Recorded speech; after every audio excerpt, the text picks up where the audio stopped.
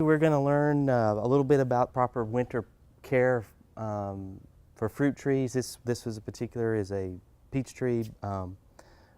Mostly to what we're going to show today is pruning, proper pruning methods, where to cut, how to cut, and that kind of thing. Before we get started, a couple things. I want to show you the tools we'll be using, and also too a little bit of safety gear.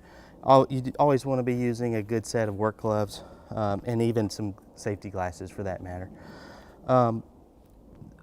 This is called a lopper. This size is good for cutting branches around an inch or so, inch and smaller. This is what we call a hand saw. You can cut pretty large branches with this. This is also a bypass, called a bypass pruner. These are hand pruners. Probably not going to cut much more than about a 1/2 inch diameter branch with these. This is what we call a pole pruner and an extension. This would be for cutting the larger branches that are up higher that we can't get to. You put the branch in the hook here and pull the string and it cuts the branch. And again, this is probably good to about 1/2 to 3/4 inch diameter. You know, we don't want to cut something and just leave it stubbed like that. That's going to die.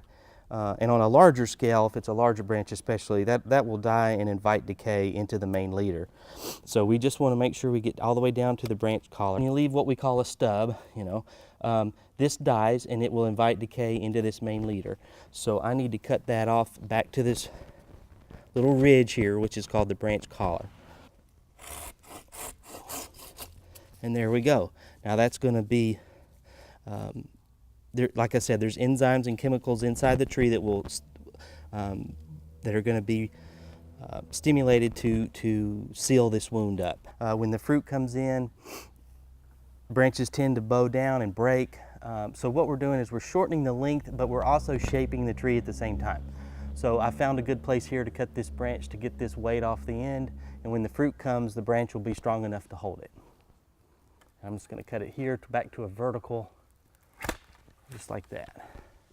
So you want to cut about a quarter of an inch in front of a bud, just about like so.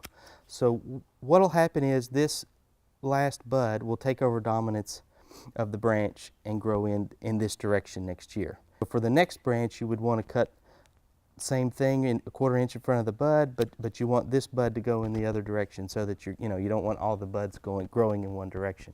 Finally, on this particular branch, we've got 3 all coming out from relatively the same spot, so we want to remove one of these to kind of get the congestion out. So we're going to cut this central one out now then.